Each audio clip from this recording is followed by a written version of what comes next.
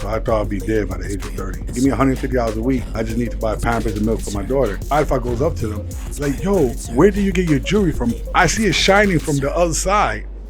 Welcome to another podcast of Inspiring Oya, where our job is to love, lead, inspire, and serve. Got caught up there in my own podcast, but today we got in the building Victor Rodriguez, aka Poochie, owner of Tajia Diamonds. He's a father of 3 and been married to his lovely wife for 25 years. Poochie, thank you so much for coming on the show. Thank you for inviting me. Yeah. So Poochie, let's just get it started. Poochie, you own one of the best jewelry business out there. I mean, like New York. There's pretty much nobody who doesn't know you. I mean, you work with artists, people all around the world, business people. Could you just tell us how did you get started? Oh man, how did I get started? Yeah. Oh man, this happened 22 years ago when I used to work and how can I explain? I used to be, a young kid running the streets, and my daughter was actually born, and when she was born premature, so she was in ICU for 31 days. Wow. And she almost died. And, I fell to my knees and I asked God to help us, to give me a chance to let my daughter live. And if she lived, I will stop the streets. I will stop being... Like hustling, yeah. Like, I will stop everything from the streets and work. So my daughter ended up living. And I was looking for a job, and there was a pawn shop in the neighborhood I lived in, which was Newark, New Jersey. Gotcha. Which Newark is bad, you understand? Yeah, Newark. So, I asked the guy who worked at the pawn shop, can I work for him? And he was telling me the business is bad, it's slow, so he can't pay me. So the owner was a lady. So I asked the lady, like, listen, let me work for you. And, I'll work and I'll bring the business up to date, I make it run good. So she was like, oh yeah, but we can't really pay you a lot. I was like, look, give me $150 a week. I just need to buy Pampers and milk for my daughter. Gotcha. So I was working for her from 9 in the morning to 9 at night, 7 days a week. It was crazy. But after a couple of months, the business started picking up. It was booming. But then I ended up getting a job at the Board of Education. Gotcha. Doing what? Security guard. Get out of here. Yeah, I was a security guard for like a month. So I was working there, and I was asking my friend, can he run the business for me until I get out of work? So he was never at the business. He used to open up at 12, leave, come back. So the business started dropping. So the lady was like, hey, the business starting to become slow. What's going on? She didn't know I was working at the Board of Education, half of the day. Crazy. So I had to tell her, look, I was working at the Board of Education half of the day, and I come to work here.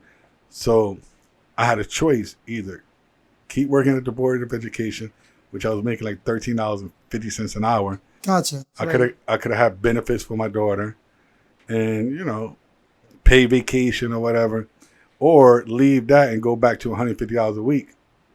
So I quit my job. My wife went crazy.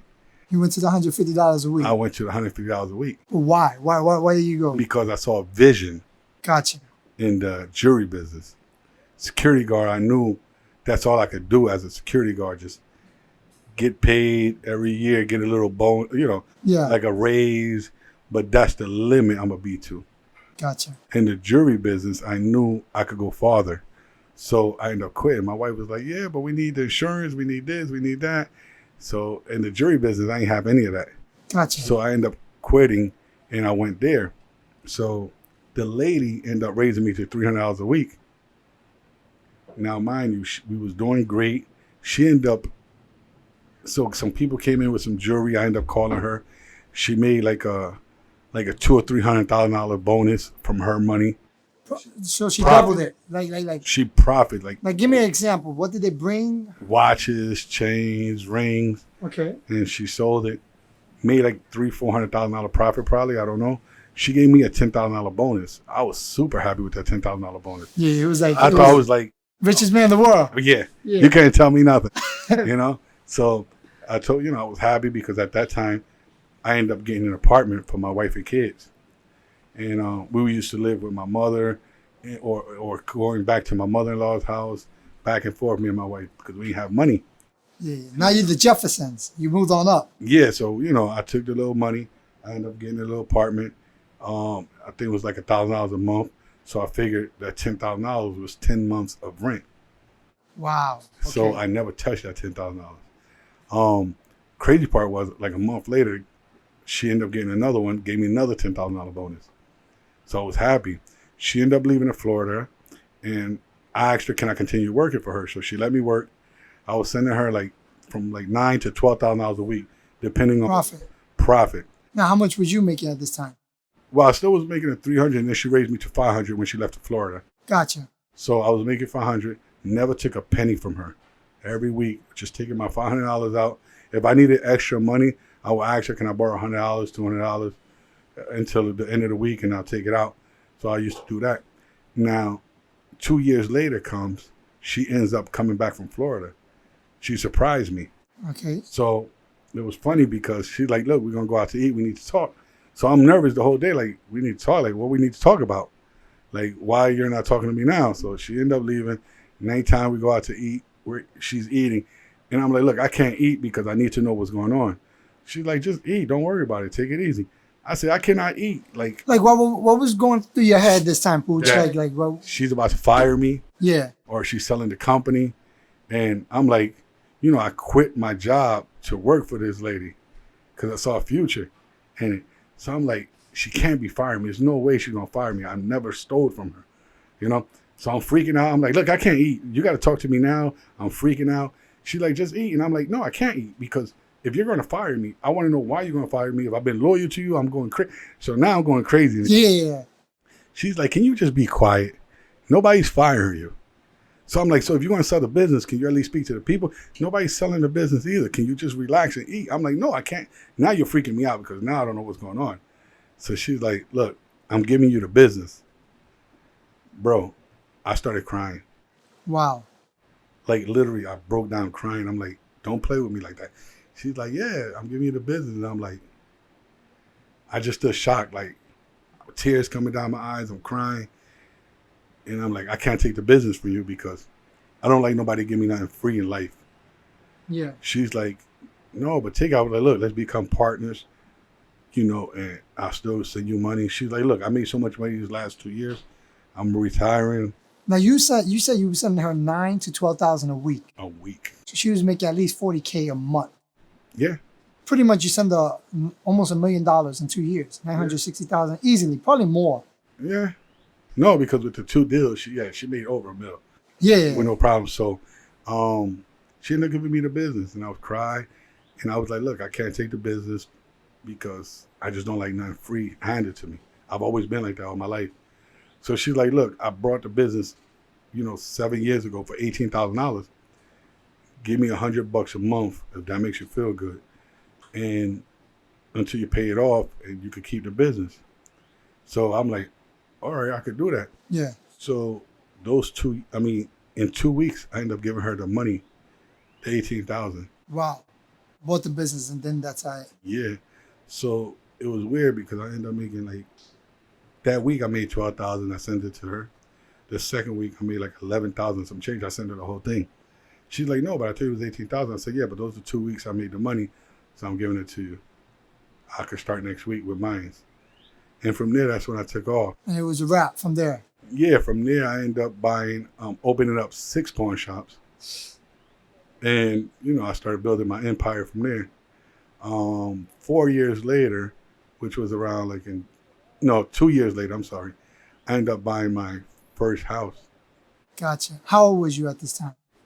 I was 26. So when I bought my first house. Let's go back a little bit.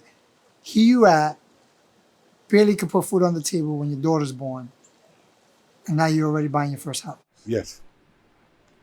Where you at in this space right now in your life? How do you feel? You feel on top of the world? Oh, I felt blessed to know that I was able to buy a house for my family. Gotcha. And to see them grow, was a beautiful thing. The first house was in the city of Newark as well. Gotcha. It was a nice little area where I brought it at. And they had a nice backyard. So I felt good. I felt like I accomplished something I never thought I could do in my life. You understand? Yeah. So it felt good to have that. And we was actually there for 3 years. It was actually in '03 where I brought the house. I'm sorry, it was a year later of me buying the business. I brought a house. The first year Wow. of me running the business, I brought a house.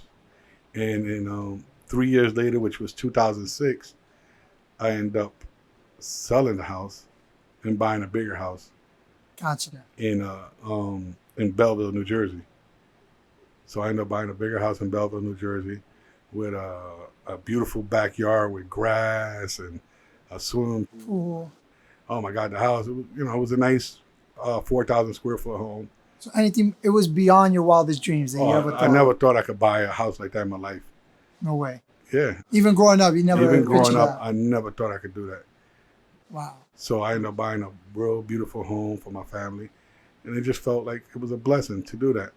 And in '08 was when I started doing I ended up doing a watch line. Okay. Like your own watch line. My own watch line. Okay. So I did it with 2 other people. We did a watch line, and it went great. Selling them in the pawn shops? Nah, I was just selling them I ended up meeting someone, which it was crazy. I met a guy named Joe Antonacci, Okay. who was a ring announcer. Real nice guy. And he actually told me, hey, let's go to the boxing matches. I can introduce you to some people. So he ended up taking me to the boxing matches. And he's like, what you want to do with the watches? Well, I was like, I want to sell the watches to celebrities, and I want to meet people, put patches on their shorts, with the name of the company, this, that, third. So it was funny because he's like, look, I'm a ring announcer, right? But I'm not on that level yet. I'm going to introduce you to someone who could get you to everybody. So he introduced me to a guy named Sam Watson. Okay. And what did Sam do? Sam Watson actually works for a guy named Al Heyman. So they're the biggest people in boxing history. Like, they have everyone. Mayweather, Adrian Broner, Danny Garcia, the Charlo brother. Like, they got all the big names they have. Gotcha. So he ended up introducing me. Cool. So he introduced me to Sam Watson. So I see a guy, older guy with gray hair, fast talker, the most nicest guy in the world you could ever meet. So I meet him, and I'm like, so he's like, Joe, it's a good friend of mine. I mean, he tells Sam, it's a good friend of mine, Victor. Meet Sam, this, that, third. Me and him talking. So I show him my watch. I'm like, look, I got a watch company I just opened up. So I'm showing him the watch, this, that, third. So he's like, come with me. What you want to do? What you want to do? Like, he's a quick talker. Yeah. So I'm like, well, I would like to. Guys, just know we're in Florida. It's hot out here. Yes, it's super hot. Yeah. So he's like, what you want to do? So I'm like, well, I want to put patches on shorts. So at that time, it was Chris Arreola and Ruiz fighting, right? Okay. 2 heavyweights fighting. And Paul the Punisher Williams was fighting that night. So it was 3 big names at the time when I was doing that in '08. So he's like, what you want to do? So I'm like, I want to put patches on. He's like, give me the patches. So he goes to these guys, and I'm looking like, who's this guy? Like, he can't get to them. So he's like, here, this is my guy. Here go a patch, here go a patch, here go a patch. He's going to give y'all a watch each. I need y'all to put it on in the fights. So this is an HBO fight. So I'm looking at this guy like, they are not going to wear my patches because you're telling them. So they're like, all right, Sam. They take the patch. They go. I'm like, who is this guy? So now I'm going crazy. Just lessons. Yeah, wow. So I'm trying to figure out who Sam Watson is. I'm like, I need to know who Sam Watson is now. So I'm freaking out. So he's like, I'm asking people. They're like, you don't know who Sam is? Sam is like, you better check who he is. He's one of the biggest guys in boxing. So I'm walking with him. All of a sudden I see Jamie Foxx and everybody's like, Sam, I need to talk to you. And I'm like, who is this guy still? So I'm like, I must be with the right guy because Jamie Foxx running up to him, asking him for a favor, and everybody else asking him. Yeah. So I'm like, what the heck? Like, who is this guy? So I see Evander Holyfield come up to him, shake his hand. I'm like, now I really need to know who this guy is. So he takes me inside, sits down next to him ringside, and I'm like, what is going on here? Like, I'm puzzled right now. You're amazed. You're like in La La Land. You're like, Yeah, man, how did I get here? Like, how did this happen right now? Wow. So now when I see the fight and I see my patches on, I'm going crazy. I'm like, wow. So me and Sam became like great friends. And this all happened because of the ring announcer that you met.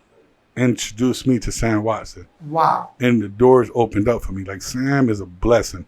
He opened up so much doors for me. And I thank you, Sam Watson, always for doing everything you've done for me. Like, I'm in debt with him for the rest of my life. Wow. And he got 2 sons. Everybody think they're twins, Brandon Watson and Marcus Watson, but they're not twins. One is like 7 years apart. The other one. Yeah, but everybody think they're twins. Are they doing the same thing their dad does? Yes. No way. Whenever you see the fights and you see a guy with gray hair, Sam Watson, you see the 2 twins. Everybody think they're twins. You see them in the ring as well. Wow. But they're not twins, you know? So we became great friends. Like, you know, I went to their wedding. I did their wedding rings. You understand? Wow. Like, yeah, they're great friends of mine. So the doors opened up for me from the boxing world and everything. And it was funny because I was doing the watch line, right? So then I see someone who had a watch on, a Rolex on, and a chain, a nice chain on. So I'm like, hey, what's going on? I'm like, why you ain't ask me to get that for you? He was like, you do jewelry? I was like, yeah, I do jewelry. He was like, you never told us that. So I stood quiet. I'm like, so I go up to Sam. And I'm like, Sam, you know I do jewelry, right? He's like, you do jewelry? And I'm like, so I sit down and I start thinking like, oh my God. A light bulb went up. Yeah, because I've been doing the watches, promoting the watches. I never told nobody I do jewelry as well. So I'm like, whoa. So at the time I'm like, I don't want to do this watch line no more. So I ended up selling my company to my partner, and I ended up doing the jewelry line. And I started telling everybody I'm doing jewelry. And at the time I was doing, I started getting people to start doing the jewelry and everything. And that's when I changed the name to Tajia Diamonds, to my daughter's name. Gotcha. And my daughter has cerebral palsy and low muscle tone. So because of her, I started working hard because I knew I had to give her a better life. You understand? Yeah, for sure. So I started working real hard every day, trying to get to that next level to provide for my family. Yeah. And, then I had 2 boys, which is Victor and Matthew. Okay, a junior? Yeah, Victor Jr. and Matthew. Great kids. Like, I'm blessed with the kids I have. Wow. Like, God gave me 3 great, beautiful kids. And I'm blessed, you understand? Yeah, for sure. We're a family that's united. We're blessed. Like, my kids are the world to me. You just got an amazing family. Yeah. The hospitality is crazy here. We walked in, they're offering us food. I mean, like, they're just amazing. My mother-in-law. Yeah, she's amazing. She will fill you up. Yeah, that's typically good Spanish grandmas. That's what they do. Right. So, always taking care of you. So, it's great, and I've been blessed and I've been working hard. So little by little, I've been trying to build my empire. And I'm happy to say now that I own a one-stop shop, meaning from A to Z. So I actually do jewelry for other jewelers. So I build a lot of stuff. We have the designing. We do designs. We do the 3D printing. Gotcha. We do That's so cool. We actually do the casting in-house. We have the jewelers in-house. We have the diamond setters in-house. We have the polishers in-house. So we do everything from A to Z and give you the piece done. Wow. Yeah, so they don't. Nobody needs to go to somebody else. No, figure it you out. see, like every jeweler has to go. Tajia Diamond does it all. Right, so every jeweler has to go either to get their design made. Then after their design, they got to send it over to get printed through another company. Then after the printing, they got to take it to the casting company. Then from the casting company, they got to take it to the jewelers to clean it up, get it ready. Then they got to take it to a diamond setter. Then after the diamond setter, they take it to the polisher. Wow, that's a big process. Right, they got to go through all the steps. With us, you come in and you walk out happy. Wow. Yeah, so. So that's the transition. You did your watch line, then you start your jewelry line. Right. Then I'm guessing you already left the pawn shop business. Yeah, I got rid of all the pawn shop business, and I wanted to dedicate myself into the jewelry business, just building stuff. So that's what we started doing. What inspires you about the jewelry business? the craftsmanship.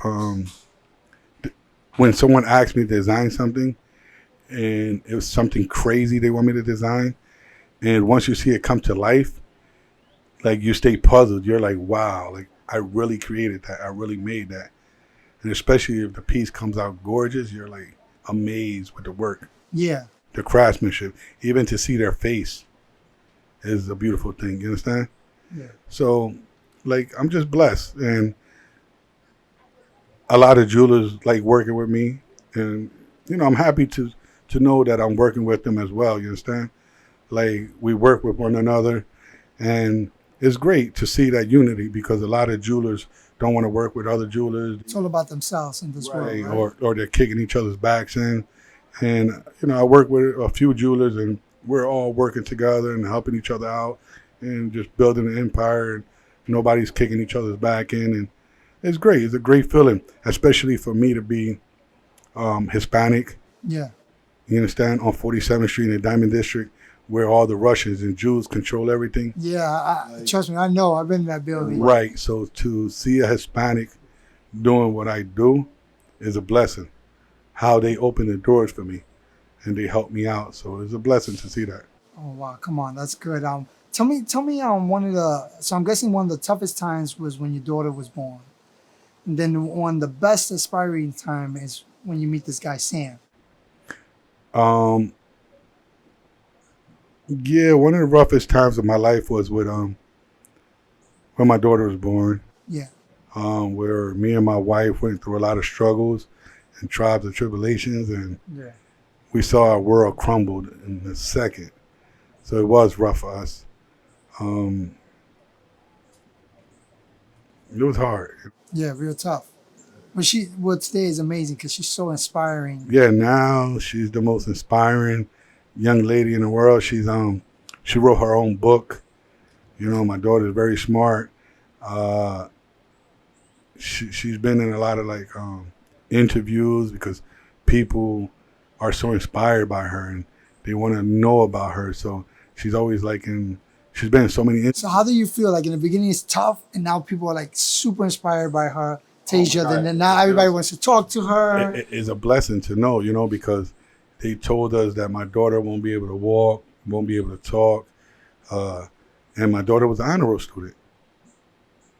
And it's crazy because when she was in third grade, she was in special education.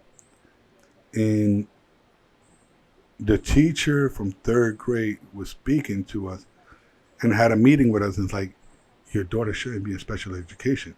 You know your daughter knows how to read, right? And we're like, well, we always read a book to her. She's like, no, she knows how to read. And she knows her numbers. I was like, yeah, because I always teach her math because I was real good at math. My wife was real good at the reading part. I was real good at math. Yeah. You know, like they always say, if you're good at math, you're not good at reading. No, if you're good at reading, you're not good at math. I suck at reading. Oh my God. I'm like cat in a hat. Yeah. But you know, my wife used to always read to her and do this and that, and I used to teach her numbers. And the teacher was like, I think you should put her in regular classes to see.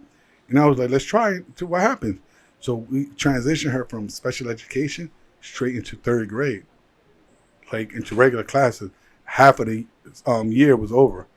I think it was like May, June, July. Yeah. So there was like, and she aced it. And there was like, you think we should keep her back in third grade one more year just because You wanted to see. Kindergarten, first, second, regular classes, half a third. We don't want to put her in fourth because it's going to be tough. Let's take her back to third grade and redo it one more time. My wife was like, yeah. I was like, I don't want to. I want my daughter to go to fourth then and let's go. And my wife was like, let's just do it and keep her back one more year. I was like, all right, let's do it. And she aced third grade. And from there on, she was an honor roll student every single year. Every single year, all the way to high school. I probably would have paid her to do my homework. Oh my God. I was so happy I didn't have to do her homework because some of the work was hard. And I'm like, oh my God. So we was just helping her like write, you know, because it was hard for her to write the thing. So we used to help her write. But she was an honor roll student. Even in graduation, the day of graduation, my daughter can't walk. And she got up from her wheelchair and took 10 steps to get her diploma. The whole school went crazy. The news, they even put her on Channel 4 News or Channel 7, Channel 2 News, showing what she did. It was crazy. Like, she wanted to show the world that she's going to walk one day. And she was practicing. She would have took more steps. But, by mistake, I broke her toe a week before. Before they read that, it's crazy. I broke her toe on her prom night. I stepped on her toe with a shoe and crushed her toe. Oh, she was pissed. Yeah, she was on the concrete, like the concrete, you know, when the bricks in the center. So I ended up crushing her toe from there. She was crying. I felt bad. I was like, oh my God, I just messed up her whole graduation, her whole walk. Like, I was like, God, help her at least do something. Do something. Even with the pain, she took 10 steps. That's amazing. You know, I saw an interview of her and how she was saying you're her hero. I just started tearing up and crying. Like, that's amazing. The crazy part is she's my hero.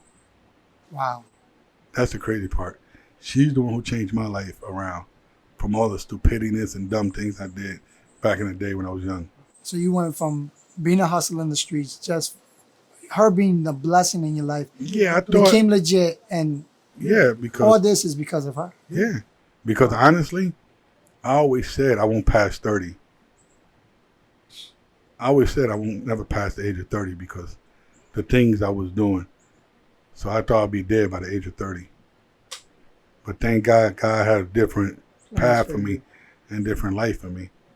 So, you know, things went great with Sam Watson.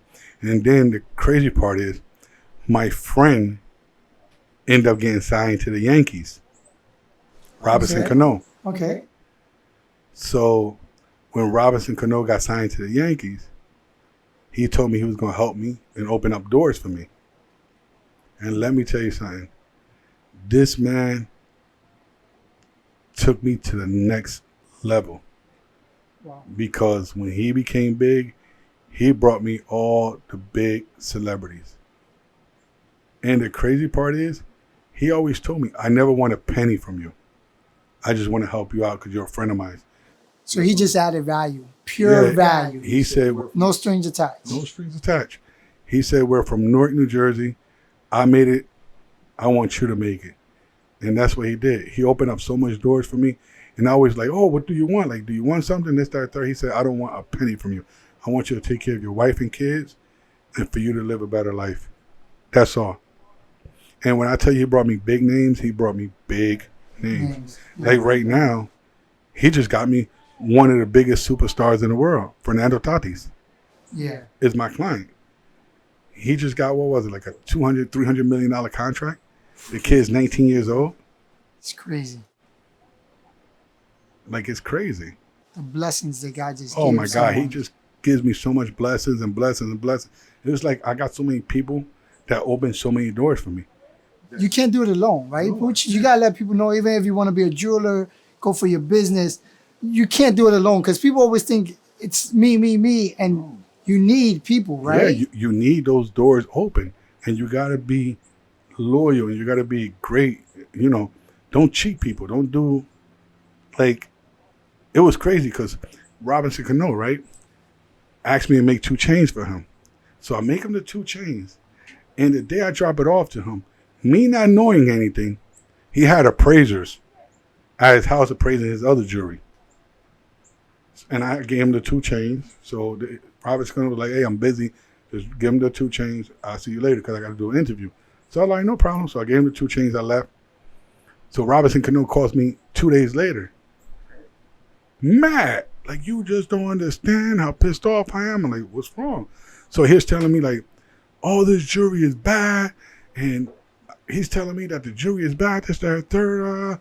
I'm like, no, why the jewelry's bad? Like, I'm guessing they putting diamonds in there, not the best quality. Right, because he's supposed to brought VS diamonds, and he was getting like I1 stones, SI2 stones, the worst of the worst. So he's like, I'm real upset about it, this, that, third. So I'm like, oh, like, I didn't give you that. He's like, I'm not talking about your jewelry. I'm talking about somebody else's jewelry. He's like, the crazy part is your 2 chains are the only ones that came back good. So I'm like, that's good. It's an accomplishment. Yeah. And back of the phone, I'm like, I'm like, yeah.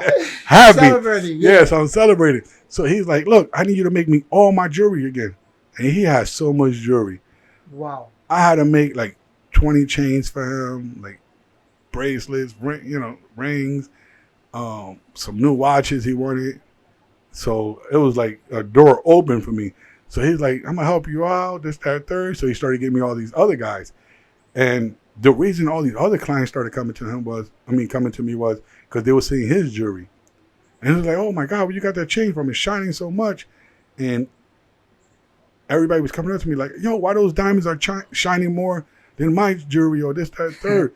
I was like, They're cheating you. That's what they do. I ain't telling them, cheating them. I was like, look, all I know is that you're asking me for VS. I'm putting VS. And I'm giving you the quality that you asked for. That's all I'm doing. And the right color of stones. You understand? Because there are VS, but they could be IJ color. You understand? Yeah. So your your chain won't shine. Now, is it what? The lower the letter, the more shines, correct? No. Or is it higher? The higher the letter, the more shines. Okay. The worse the numbers, the worse it gets. Because after IJ color, you're looking at yellow stones. So if you see them out the bag, you think they're canary yellow diamonds. They're not. You understand? Yeah. So, but when you put them in rose gold or yellow gold, the gold covers it and it makes it look like it's shiny. Okay. But then when you put it next to a DEF color chain, you see the difference. Of the shine, everything, the quality of the diamond. Right. So you always never wanted to cheat. You always want to give your word. Yeah. I stay with VS and I stay with the right color. You understand? So that's what's been helping me out. So all these baseball players been coming up to me. You understand? Yeah. Like I got Osuna, like Sugar Diaz, Segura. Like I got all the big names in baseball that comes up, by. Yeah, because they know your work. Your quality is good. It stands for it. Right. So they all come to me and they're buying stuff from me. So it's helping me out. So, like all these ball players just been coming and they've been buying a lot of jewelry from me because they see the quality stones. And the funny part was, then I met Alfa. Okay. Who's Alfa? I don't know who he is, but tell me who he is. Break it down to me. Alfa is one of the biggest Latin artists right now in the world. Okay. He's from Dominican Republic. He does like trap music. And he got everybody that's right now working with him. You understand? Yeah. So right now, he's like the biggest of the biggest right now. So it's funny because he comes to Segura and Robinson Cano was at a concert in Dominican Republic. So Alfa goes up to them, like, yo, where do you get your jewelry from? I see it shining from the other side. Yeah. So they're telling him, from our guy Pucci. He's like, who's Pucci? I know every jeweler on 47th Street. I don't know no Pucci. So he's like, well, you need to go see our guy because our guy is the main guy. You're going to, these whack jewelers. Yeah. So he's like, I need to go see who he is. So he flies in. So at the time, I make everything through order. So Alfa comes to my office like, I need to see Pucci. I'm like, I'm Pucci. So he's like, you know who I am? I'm like, yeah, you're Alfa. What's going on? So he's like, let me see your jewelry. So I said, look, I make everything through orders. Well, I got 2 pieces that I'm about to finish, making. Here it goes right here. He's like, so where's all your jewelry at? I'm like, I told you I make everything through order. He's like, let me speak to your boss. I'm like, my boss? I am the boss. He's like, look, you're not the boss. Let me speak to your boss. I said, my guy, I am the boss. This is funny. He gets up and leaves. Does he call Robert or one of those guys that he saw in the concert? I guess. He called Segura. Not Cano. Yeah. Your guy is not the main guy. Segura, I don't believe it. Go see him because he is. 3 months later, he comes back. What's going on? I'm like, what's going on, man? You ready to introduce me to your boss? I said, my guy, I am the boss. I don't know what you think, but I'm the boss. So I don't know who you're waiting to go see or you want me to bring you, but I am the boss. So he's like, so you trying to tell me you made such and such jewelry and such and such? I said, yeah, I made their jewelry. The jewelry you see on them, I made it. So why you don't got nothing here? I said, look, I'm building my empire slowly but surely, and I do everything through custom orders. So if you want something, let me know. I'll make it for you. So he tells me, you know what? Make me 3 small volcanoes. And he left. So I made him 3 small little volcanoes. I give it to him. He was like, "Oh, nice work. This, that, third. You made these, right?" I was like, "Yeah, I made it here." So he's like, "You made these?" I'm like, "Is this guy crazy?" Yeah, Or what? right. Yeah. Like, yeah, I made it. I made it myself. Me. I made it. So he's like, "You know what? I'm gonna try you out. I need you to make me a chain." And then he's like, "You sure you made these?" I'm like, "This guy." Yeah. So he's like, "Okay, I'm gonna make a chain." He gets up, he leaves. I'm like, "What the hell?" He left again. So a month later, he comes back and was like, "All right, make my chain." I'm like, "This guy's playing with me or what?" Yeah. So I end up making him the Alfa chain with the 2 stars and it says Alfa on it. So it took about a month and a half to build it. And then he's like, "Look, I'm coming back into town. You ready?" I'm like, "Yeah, I'm ready." So when he comes in, he sees the chain. Everything changed. He hugs me. He's like, "Oh my God, this is the most beautiful." I'm like, "I cannot believe you made this, that, third." I said, "Look, I am the boss, like I told you. I made it." Ever since that, we became great friends, great friends, like brothers. And Alfa opened up so much doors for me in the Latin world. That was insane. Wow. The power of just friendship. But I met him through Segura and Canoa. Gotcha. So it was a blessing to know. But if you would have never did his jewelry right, I would have never got all this business. Right. So because of Alfa, I started getting all the celebrities. Like Farruko, Bryant Myers, like all the big names. They all started coming to me. You know, La Pelvecha, Yo Soy Meloso, Kiko Crazy, Cherry Scum. Like all these big names I got right now. Wow. Because of Alfa opening the doors for me. So jewelry, just the craft inspiring you, getting all these big guys. How do you stay, how would I say, because how do you always get inspired? I mean, you're like, is it always when a new client's telling you, "Hey, I want this," and you got to make it for them? Like, what keeps you inspired being in the game? Because you've seen it all. Everybody wants the Rolex with the diamonds, you know. Yeah, but you know, the Rolexes and the APs and stuff, and that's okay. I like building custom jewelry. gotcha. So that's what keeps you on your toes, inspired. I'm like in love with it, just to know that I did it. I built it. Came from Because, even on my business cards, I have in the back of my business card, "Your dream, our creation." So whatever you dream about or think you want, I'll bring it to life. Okay. So, and I love that. That's what makes me go crazy. That's what makes me like, I did like the Super Mario Brothers, or I did, I'm doing a custom piece for someone right now that is like with light, wind, and fire. Is some animation thing that I'm building right now. Yeah. And I can't wait till I see it because I'm like going crazy over it. Like the other day I did a gorilla and we put like a neon glow in the dark. So at nighttime when you turn off the light, the gorilla has all these diamonds on it, but then it glows in the dark. So people are going crazy over it right now. So whatever somebody thinks is like, bam, I'm going to do this. Yeah. Has there ever been a time that you couldn't? No. Wow. It takes me longer, but I do it. That's what inspires me. Okay. When I know something is hard, I fight until I build it. So you always persistent. Yeah, I'm always like that. Gotcha. Is it rough? It's hard. It's real hard. You understand?